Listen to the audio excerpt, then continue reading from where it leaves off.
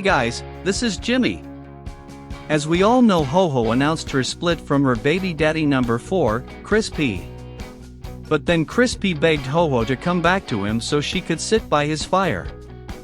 But then Chris P decided she had been hoeing around and the bitch needed to get away from his fire and make her own. Over $13,000 in donated money from a GoFundMe meant to put Little E in a decent home, and CNH still do not have a pot to piss in. They wonder why they are broke-ass rednecks while they need to get off their dead asses and find family-supporting jobs. What is portrayed in their shows is idiots wasting subscribers' money on nonsense. If only they would focus on providing their son a proper education and a decent home. CNH, two people that claim they want private lives, they want to homeschool their child to keep him out of public school.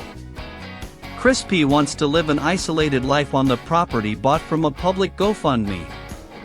GoFundMe seems to be the newest, easiest way to get people to donate their hard-earned money for something that is claimed to be worthwhile, but instead the money donated is used for something entirely different.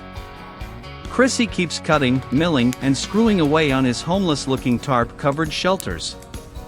He seems to be only worried about what is best for him, because he sure isn't providing for his family.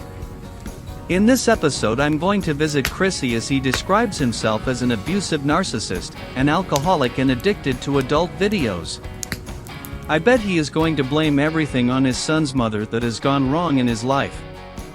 I hope those dogs don't step on those hot embers when they pop out of the fire. Well, let's get started.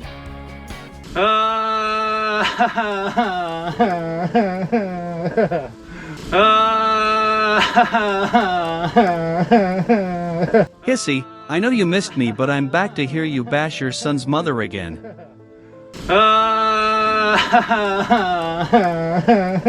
For fuck's sake, get a grip. Everyone knows you are self-centered, and are only crying for yourself, because your nuts are in a binder, because you got arrested, and Ho-Ho went to CPS to narc on you. It is crazy. And she was intentionally getting me worked up. I could tell. I mean, she came back and was arguing the whole time anyway over the bed frame and stuff, a bunch of stuff, and I didn't even record any of that. But I got to a point where I started feeling very nervous, so I turned on my camera to protect myself on my phone and started recording just in case something like this happened. So Elion told Holly that I was recording what she was doing, and that really upset her. So let me get this straight. You started filming her without her consent because she was upset, and then she really got upset when your son narked on you. But then you really wanted to piss her off and posted your video on social media. Do you know how cheesy that makes you look? So anyway, she's sitting here heating up water, making Elion hot chocolate. She leaves with the pot of hot chocolate or whatever. I don't know what she did, really. Well, it's strange you really don't know what she did, even though you filmed her. Remember how your Facebook video started off, and you seemed all pissed off because she didn't close your stupid gate.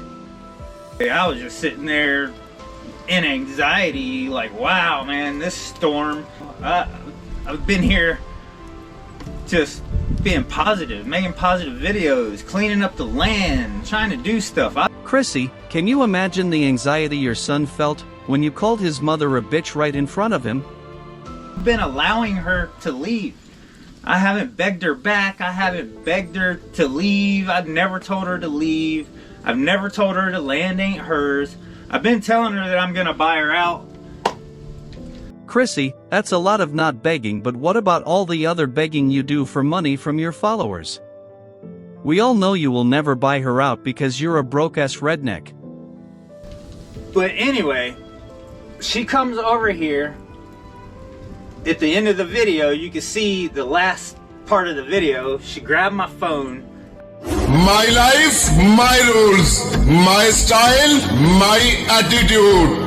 You love me or hate me, I don't care, but don't play with me. I guess she turned it off when she grabbed it.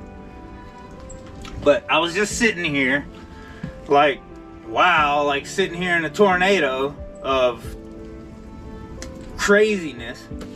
So she comes, grabs my phone, and takes it because she knew I was recording. Okay, so she grabbed the phone twice according to you. Go on, because this story is really starting to get unbelievable. So I went to get my phone from her right here. We have the log, splitting log here. She grabs my phone, so I jump up to get my phone. So she's got my phone and a pot of hot chocolate. And when I get up to grab my phone, I guess she hits the chopping block or whatever. I don't know. But she literally, like, throws my phone, falls backwards, drops the pot of hot chocolate, and falls on the ground right here. Wow, that sounded like quite a struggle. She had your phone in one hand and a pot of hot chocolate in the other hand, and you grabbed her from behind, causing her to fall. What happened next that your son had to witness? And then she's laying there like she's knocked out. And I asked Elian, I tell Elian, I'm like, dude, she's gotta be faking. Like, she didn't even fall that hard to get knocked out. I mean, I get falling hurts or whatever. I mean, she basically fell uphill. So, because you thought she was faking it, you offered her no help whatsoever and just let her lay there. Please go on. I mean, and then she's laying there and she's got her eyes like this, like, and I'm like she's faking, you know what I mean? No, I really don't know what the fuck you mean. And I think she was putting a show on for Elian. Unbelievable. The only thing unbelievable is your story. You do realize that in the word unbelievable is the word lie.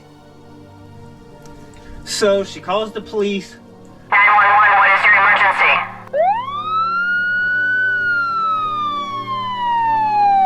The police come, I show them the video of her going around, going crazy, the one I put on Facebook. The Facebook video showed her going crazy? What I saw was her grabbing a pan from your man cave, you chasing her all the way back to the camper, and then her warming up hot chocolate for your son.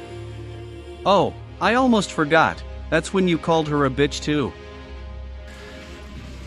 And she's saying, and Elian, she's got Elian convinced that I pushed her too and tried to hurt her or whatever. So she calls the police, they come, I show them the footage and they leave, and they ask me if I want to press charges for her taking my property. I'm like, no. Chrissy, what property did Ho-Ho take? According to your own words, you had your phone in your possession. So I guess she refused to give you back the hot chocolate pot. I can see why your son has issues, because of the crazy things you two do in front of him, that results in chaos and having strangers interview him. Luckily my phone wasn't damaged, which I don't have now. That's why I'm recording now on a GoPro, because I don't even have my phone. When we went to court 2 days ago on the 9th, I told the judge in court, I was like, I have videos of her, that she's the one starting this stuff. She's the aggressor. So the investigator got a search warrant for my phone, so they took my phone. So I've been without my phone for 2 days now.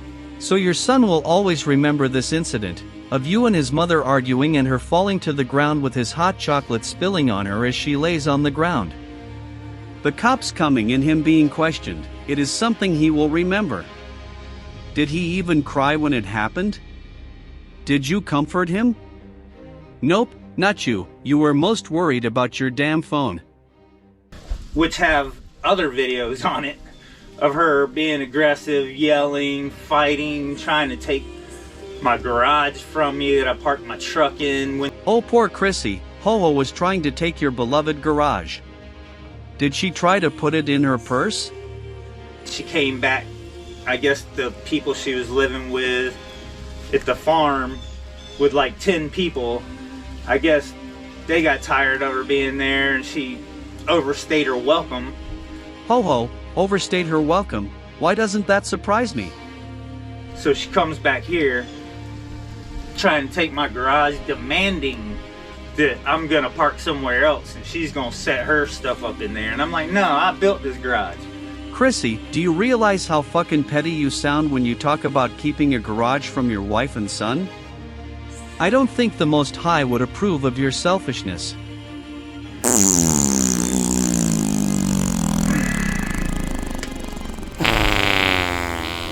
Who farted?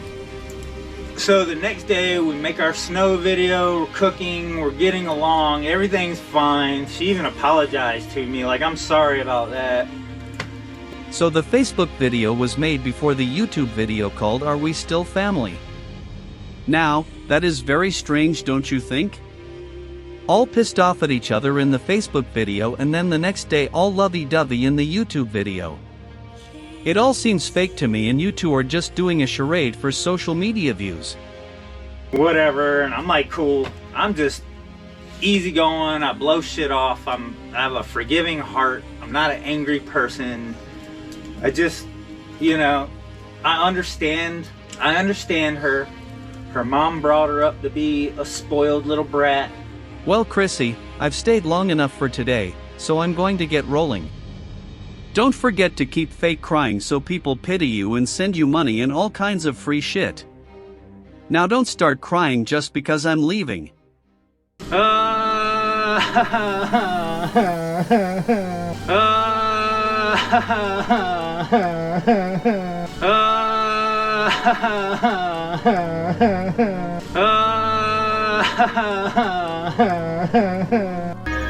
Just for fun. That's what this whole place is to me. Hope you learned something from this video. Hope you learned something from this video. I'm all out of love. I'm so lost without you. I know you were right, believing for so long. I'm all out of love.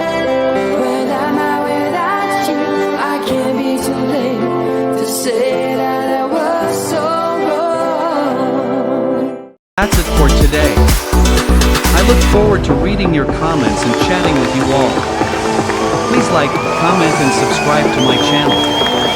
Until we meet again, this is Jimmy, signing off for now.